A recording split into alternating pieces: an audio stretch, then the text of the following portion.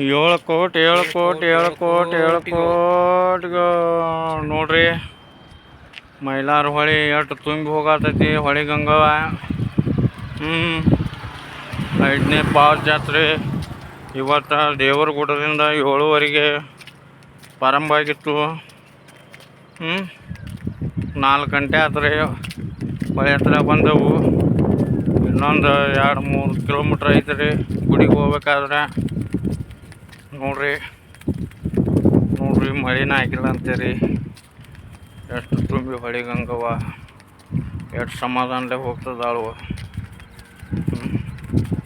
ಇಲ್ಲೇ ಈ ಹೊಳೆ ಒಳಗೆ ಬಾಂಟ್ಯವ್ವ